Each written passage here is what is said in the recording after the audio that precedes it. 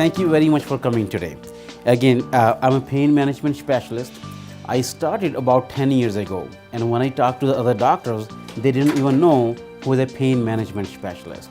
So I have done it so many times trying to educate the people and even the other doctors also. And it's a very casual kind of presentation. Feel free to interrupt me anytime.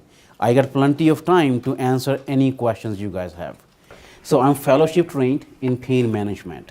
Fellowship training is becoming a standard of care these days, more and more often. I'm board certified in pain management.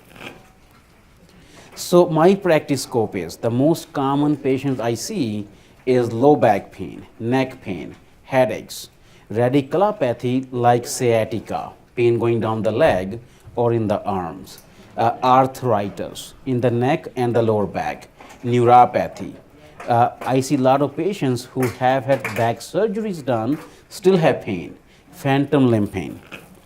I see a lot of patients with post-herpetic neuralgia, which is fancy name for post-shingles pain, RSD or CRPS, and any other chronic pain, headaches, neck pain, low back pain, sometimes chronic abdominal pain. Everyone can hear me pretty good? Okay, that's good. Okay, so my goal today is talk about increased knowledge of chronic pain, talking about various causes of chronic low back pain, and then answer any questions you guys have. So we are talking about low back pain because it's the leading cause of disability in men under the age of 45. 1% of US population is chronically disabled due to low back pain. And we spend about $90 billion on low back pain per year, which is 3 times more than cardiac services. It's again, the expenses are so high on low back pain. A study was done where they asked a survey, where they asked people, does your back feels young? That was the question. 1/3 patients said no at age 30. That number went to 75% at age 40. So anyone who lives up to the age of 50 can have some limitation due to low back pain. Another study was done which showed, it was done in workman's comp patients, which showed people who were out of work for 2 years, 1 year, and 6 months, and their chances of going back to work, you can see their chance of going back to work was 40% if they were out of work for 6 months. That chance go close to zero if they were out of work for 2 years. So this shows the significance to treat the low back pain as soon as possible. The longer you wait, the less results the treatments have. So I like to ask this question to the audience usually. I see a lot of patients who said, what the heck, I have low back pain, I can live with this. It's not impact, I'm not having any effect from that. So I like to ask this question, chronic pain has no impact on my body. True or false? So this is false because we know even without our knowing, chronic pain can cause significant impact on our body. It can cause decrease in breathing, can cause nausea, can cause vomiting, can cause muscle spasms, can cause anxiety, depression, increase in heart rate, even without knowing that. I saw one patient last week where the pain went down and his blood pressure went down because he was taking blood pressure medications and pain was increasing his blood pressure. Pain went down, there was no need of blood pressure medication in that particular patient. So without knowing, his blood pressure was high because of that chronic low back pain. Before we talk about the causes, I want you to talk about the anatomy of low back pain. So this is the low back vertebra, disc, in between each vertebra, spinous process, spinal cord runs like this, nerve coming out on each side, and the joint on each side called facet joint. So again, disc, spinal cord, nerve, and the joints. So any of these structures can cause low back pain. Disc can do that, nerve can do that, arthritis or the joints can do that. So this is the same slide. Again, the herniated disc or bulging disc causing pressure on the nerve. Arthritis or facet joint disease can do it. Sacroiliac joint can do it. Misalignment like scoliosis can do it. Or compression fracture can do the low back pain. Every patient or most of the patients I see are going to have superficial muscle problems along with these problems. So an underlying disc issue, underlying joint issues can cause superficial muscle spasms. Until and unless you fix the underlying problem, those superficial muscles are not going to get better. Depending upon where the pain is, whether it's only low back pain or the pain going down the leg or legs, we can, to a certain extent, tell what may be causing the pain. If it's only low back pain, the disc may be causing the pain. So we are talking about this slide because when I see a patient, my aim is to try to make a diagnosis. If I know what's causing the pain, I can treat that patient more efficient or efficiently. So whenever I see a patient, my aim is to try to make a diagnosis. And I can't stress it anymore. I see a lot of patients from sometimes different doctors, radiologists, where they are working on different diagnoses. Again, when I see a patient, if I can make a diagnosis, I can target my treatment in that particular direction. And the treatment is effective also. So again, when the pain is only in the low back, the joints can do it, the disc can do it, or the compression fracture can do that. When the pain is going down the leg or legs, the disc herniation causing pressure on the nerve can do that. Spinal stenosis can do that. So what is spinal stenosis is, when you stand and walk, pain comes back. When you sit down, pain goes away. You stand and walk again, pain comes back. You sit down, pain goes away. I see hundreds of elderly people with this kind of problem. If you go to a grocery store, you can see a lot of people scooching over the grocery cart. They all have spinal stenosis. This is one of the most common problems I see. So it's also called neurogenic claudication. After surgery, there can be scarring causing pressure on the nerve, which can cause pain in the leg. So I'm going to skip a few slides. Same thing with the neck. Whiplash injury or arthritis can cause the headaches along with the neck pain. And of course, the disc disease can do that. So again, we are still trying to make a diagnosis.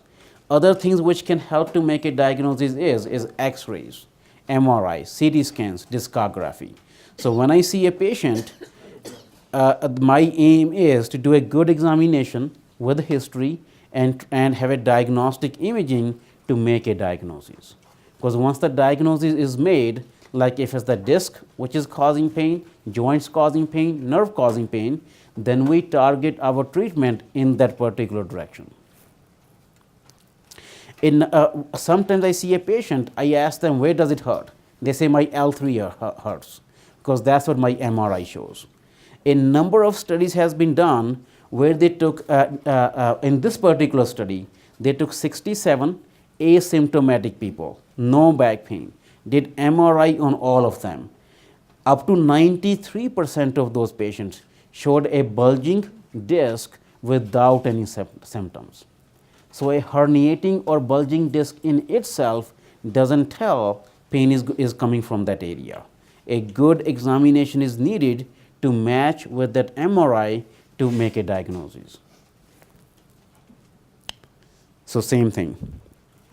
I like to show this slide usually, what can people do to hurt themselves? I think the volume is not there, I guess.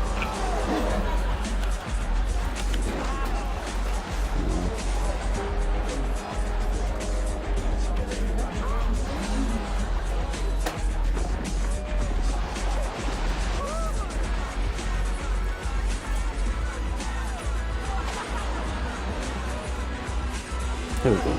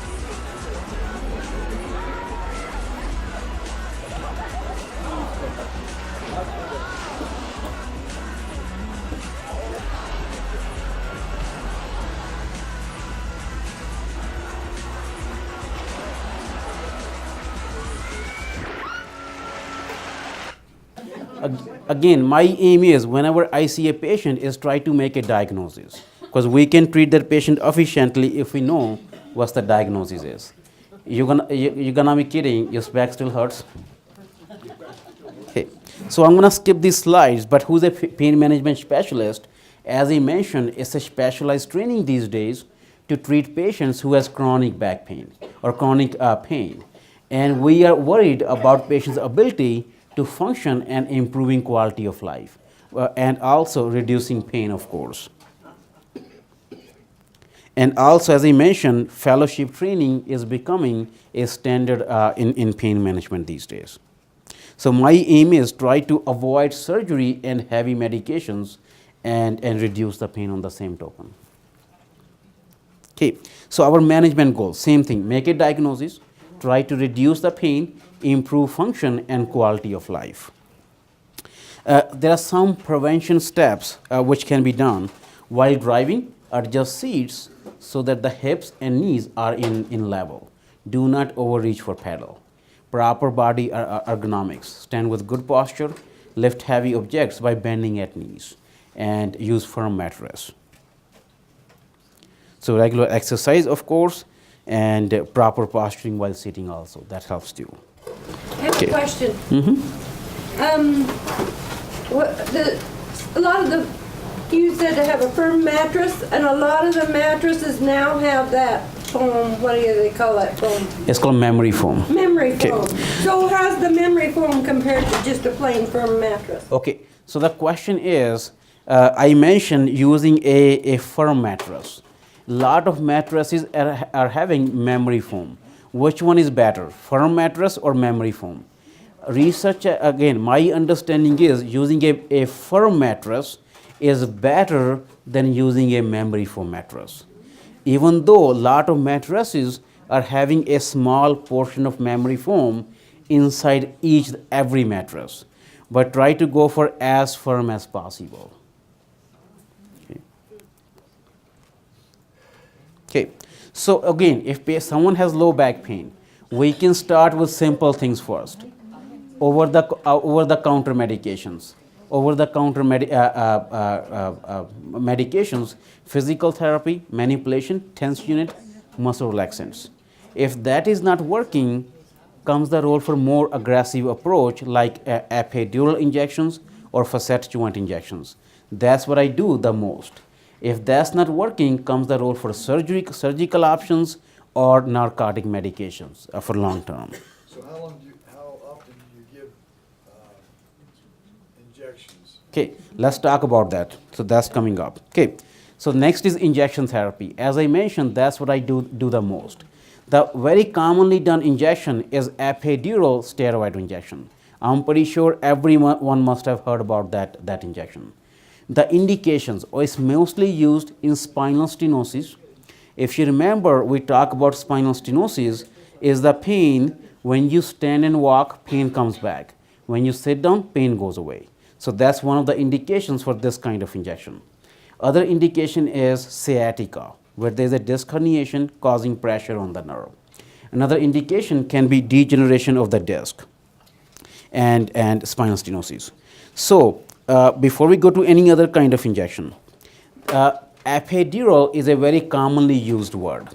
These days, we are doing something called transforaminal epidural as compared to interlaminar. And the difference is, In interlaminar, you go right in the middle and inject the medication.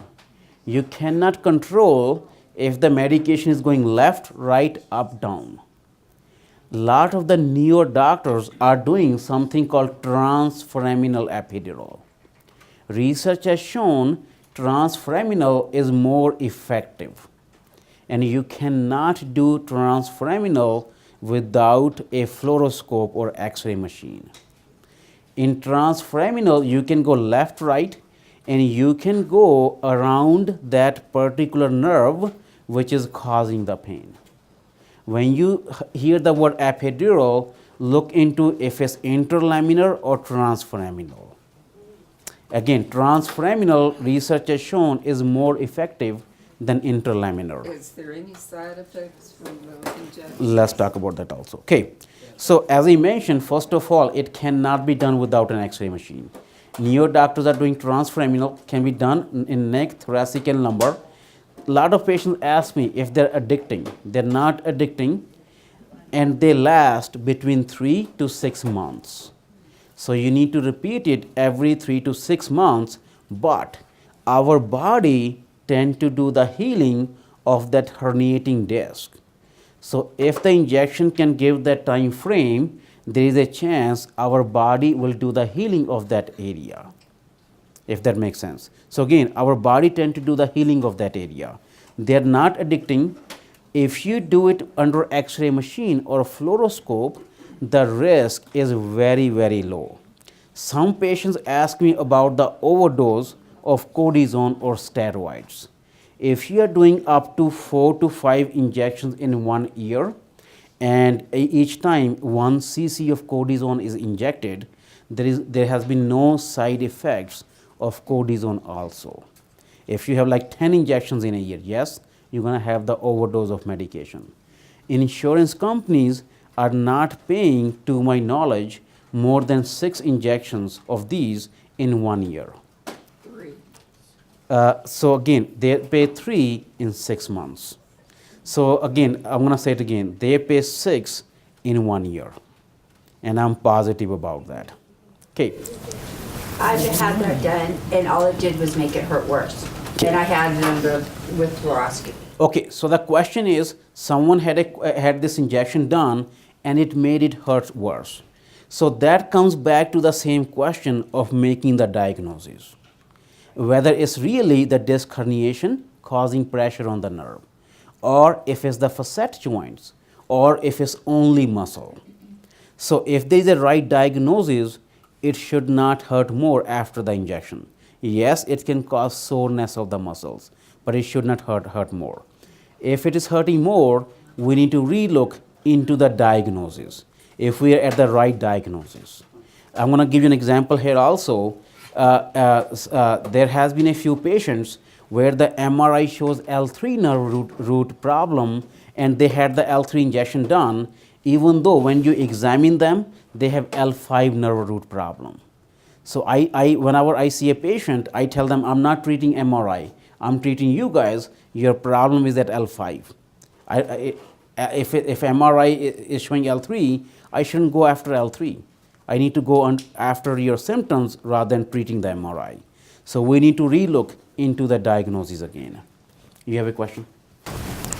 What does this stuff do? Does it numb it? Okay, so the question is, how does the injections work?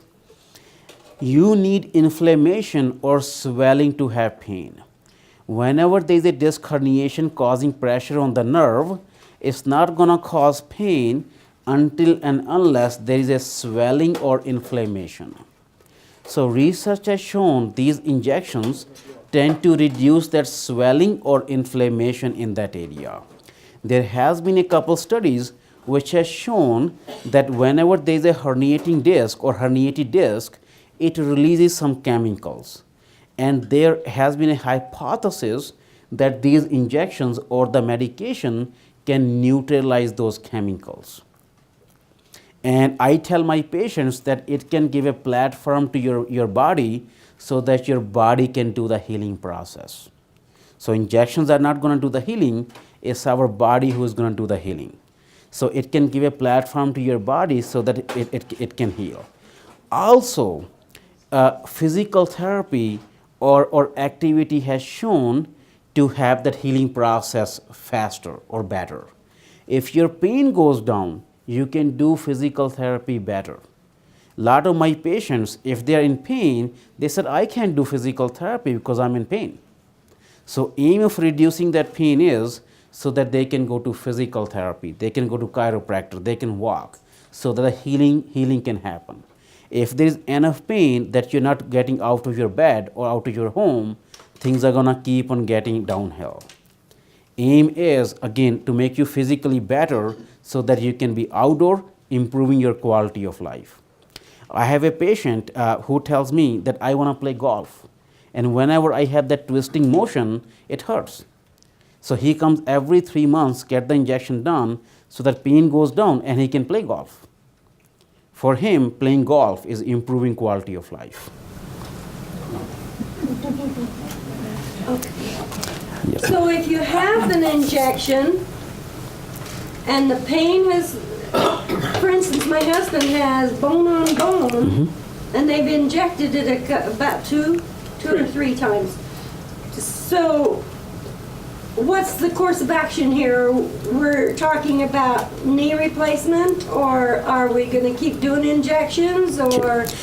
So you're talking about the knee, right? It's a knee. Okay, so the question is, if it's bone on knee, what can be done? If it's bone on knee, I think the final treatment is to have a knee replacement done. And injections are buying you time so that first of all, you have the time before you have the replacement done.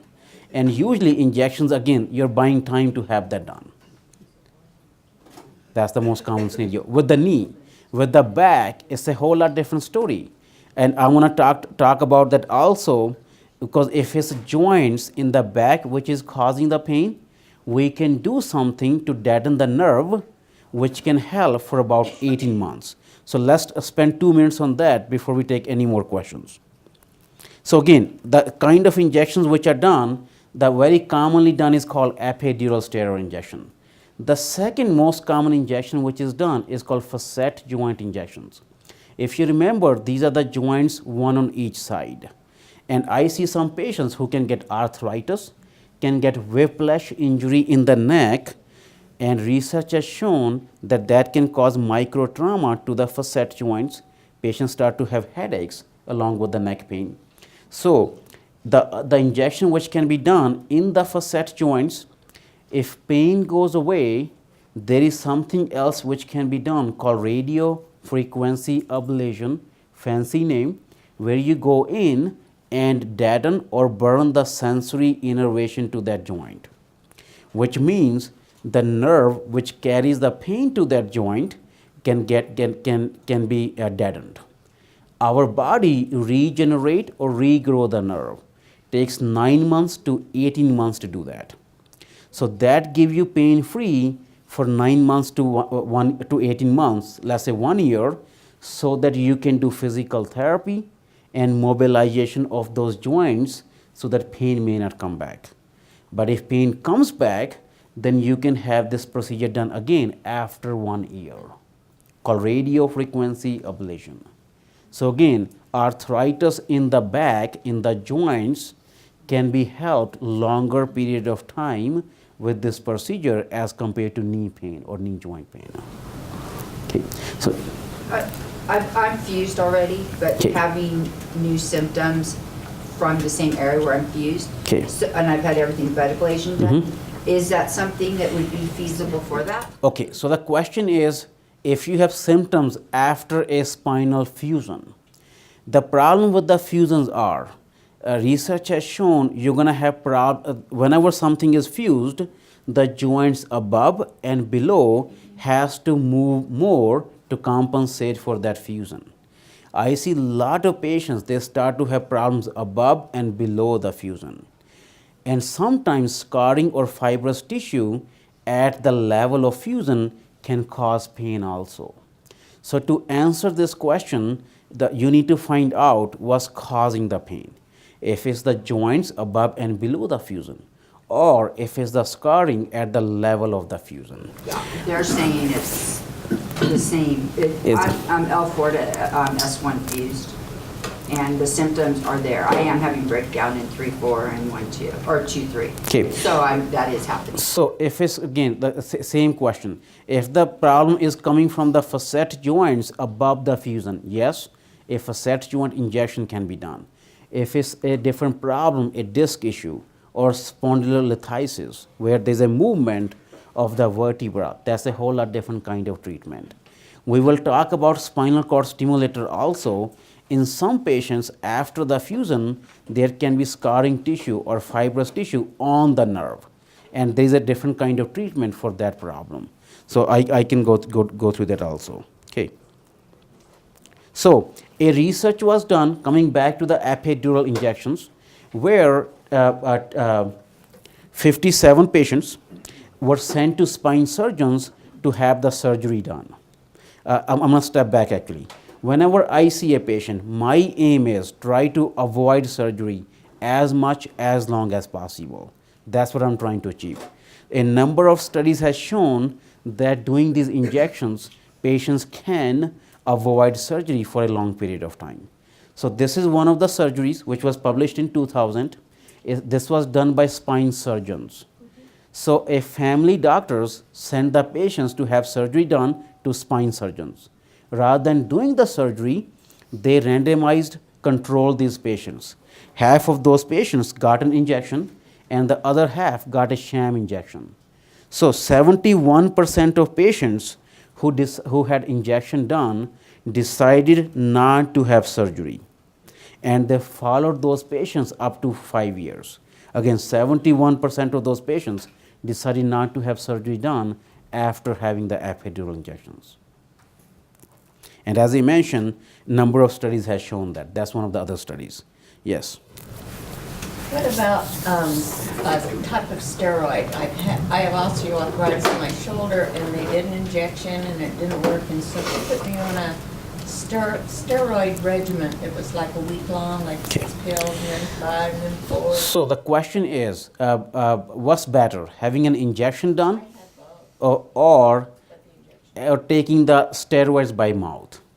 What I tell my patients is, I'm not a big fan of oral or by mouth steroids, because that's going to your whole body the 100%. When I do a spine injection, only a very small amount of that goes into your system. Most of that is working right where it's supposed to be. So again, That shot didn't work, so then they did that instead. again, depending upon where the injection is done, if it's done in spine, arthritis, we can do radio frequency ablation. If it's the other joints, let's say knee, shoulder, then again, then you're stuck with having that buying out time and having the surgery done or those kind of things, if that's needed. What do you know about Tarlov cysts? Again, not much, but again, the question is about Tarlov cyst. What can be done? The problem with any kind of cyst is once you drain it, it can reoccur. So usually you have to get it removed if it's causing the problems. Lot of cysts may not cause the problems, but if it does, it needs to be removed, otherwise it's going to keep on reoccurring. I have done some aspirations, but again, there's a chance it may reoccur again. Okay, so I'm going to skip these slides. Again, the facet joint injection, we talk about this.